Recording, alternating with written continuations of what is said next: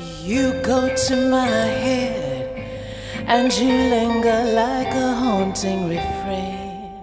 Well, being brought up with music from such a young age, I think that's what's influenced me to stay with music, really.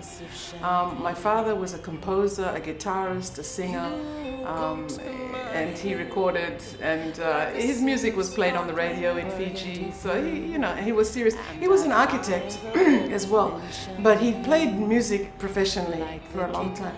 My grandmother played music professionally. She was a multi-instrumentalist and a singer. She was amazing.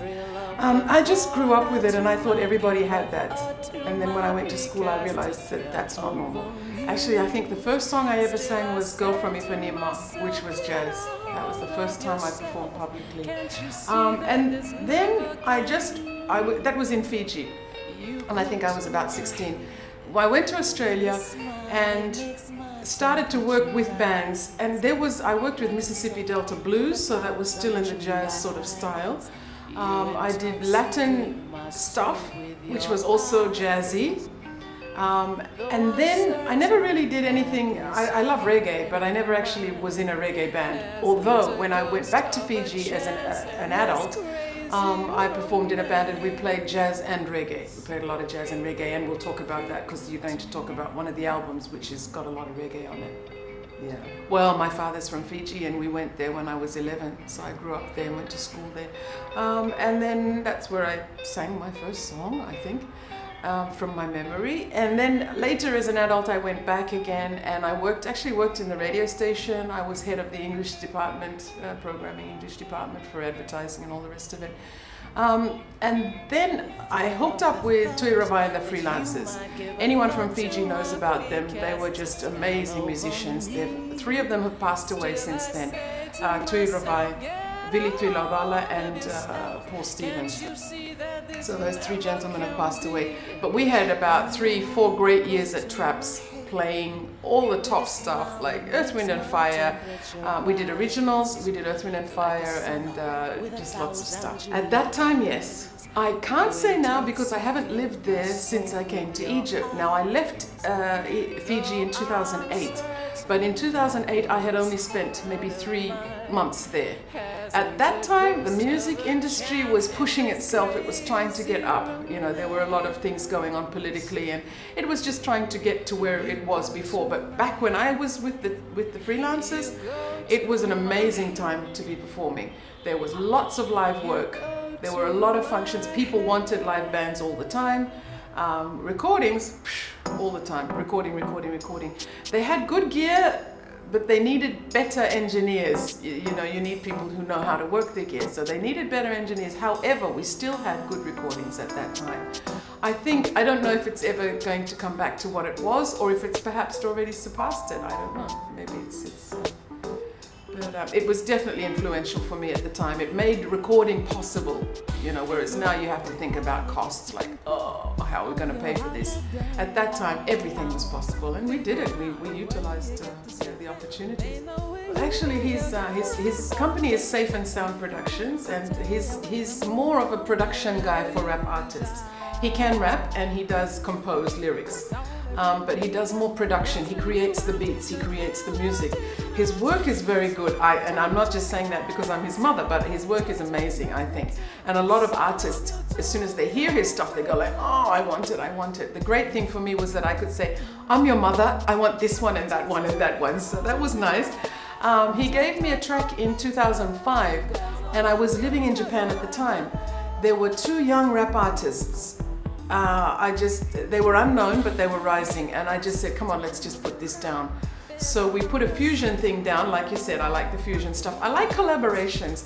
I love working, mixing up the genres. There's another person which just comes to mind, Fatih Salama. He does the same sort of thing, I feel.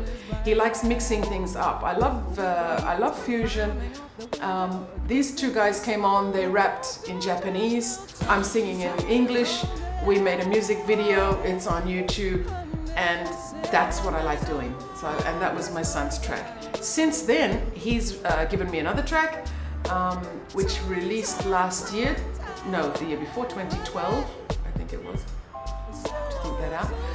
It's on the album that you're going to talk about, the Michelle Rounds and Her Amazing Friends album, which is a compilation CD.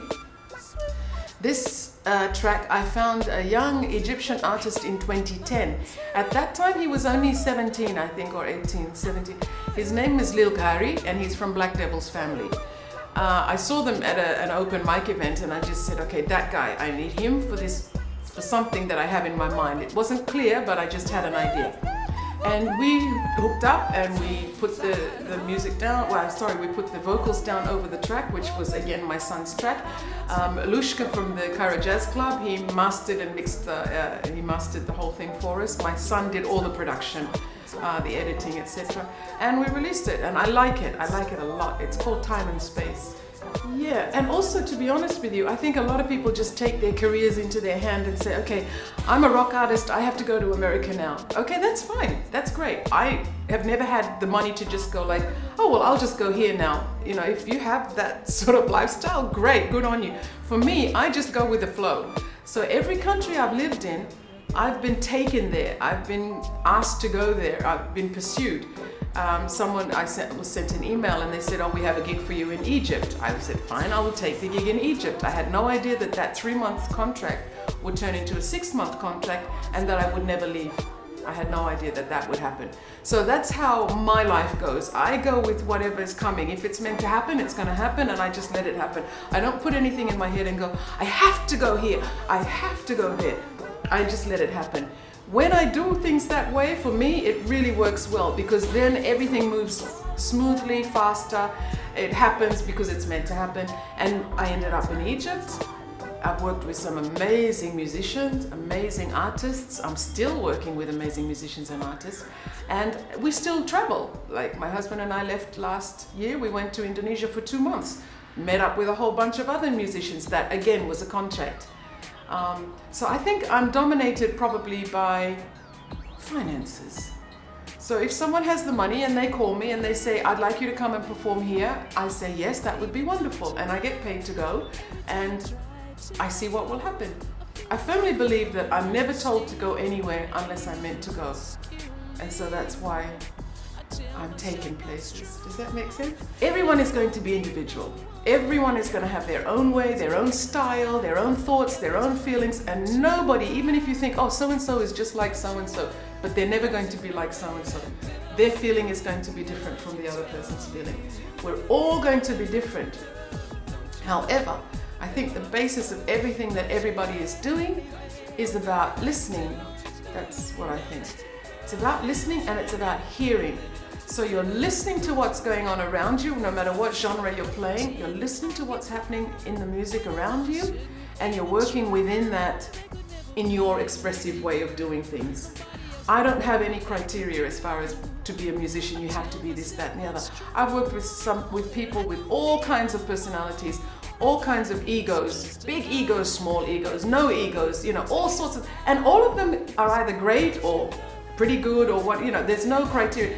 All the best people I've ever met, the best and top musicians, tend to have less of an ego, but there are some fantastic musicians that have huge egos. So, it's that type of thing is tricky, I think. You need to be very focused on what you want to do. If you want to be in the international market, you need to know what it is, and you need to know what you're working within. I won't say the word competing, because I think there's a lot of, I'm not a fan of competition in music. I read something on the internet and it said competitions are for horses. I agree, competitions are for horses and athletes. Let them compete. Musicians, artists, that's just what we do. We're not competing, we're not comparing. No one is better than this one. This guy likes this guy, that girl likes that girl. All of it is as you wish. We're artists, khalas. That's all it is. There's no, I don't believe in the competition side of it. So things like awards, I've won awards. And many people have won awards, and people go to award ceremonies, and I'm grateful for the recognition and the accolades. However, I'm not doing my music for awards.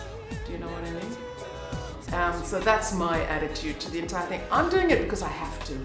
I just have to. A person that paints, they know that whether anyone in the whole world thinks that they're great or thinks that they're terrible, that doesn't matter. They have to paint. They have to paint. That's what art is about. You just have to do it. I don't know. This is a very tricky thing. I've been a member of APRA, which is the Australasian Performing Rights Association, which means anyone in Australia and in that Asian area can be a member of that. It's a copyright society. In America, it's ASCAP and BMI, I think, that type of thing. In Japan, it's JASRAC. So everybody has their own copyright companies, societies. They tend to be non-profit organizations. What they do is they collect the royalties from the music that you've written. So I receive royalty checks for the songs I've written that are being played on television in New Zealand or whatever countries. This is a standard body. You can't mess with that. Nobody can really mess with that, okay? The radio stations, generally, in most countries, of course, I'm not talking about India, China, there's a whole bunch of countries that you'll never be able to monitor. However, most of the developed world has the radio stations report back, the television stations report back, and you receive royalties for the music you've written. When it comes to performing, exactly like you said, I record an album, I put it out on CD Baby because that's the avenue, that's the channel that I find is the best. And if somebody likes the album and they want it, they can buy it as a download or they can buy it as a physical copy. I don't need thousands of CDs because generally speaking, people aren't buying thousands of CDs, they're buying downloads. I personally sell more downloads than I do CDs. If I want to learn something or pick up a new song or something, I go to YouTube, and yes, you can put me in jail for this if you wish, I rip it off YouTube.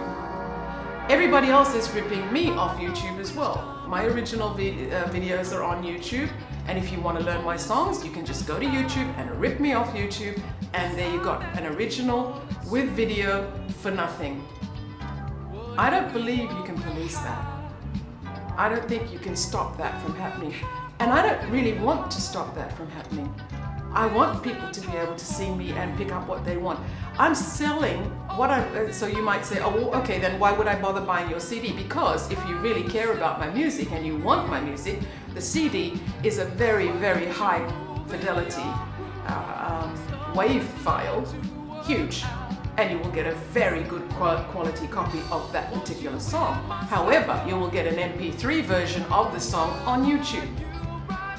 You just choose what it is that you want to do, and people have to go by budget. Not everybody can afford to buy all the music that they want. That's the climate we live in. That's how they've set things up. Personally, I think everything should be free. I think we should be in a barter system. Makes me cry.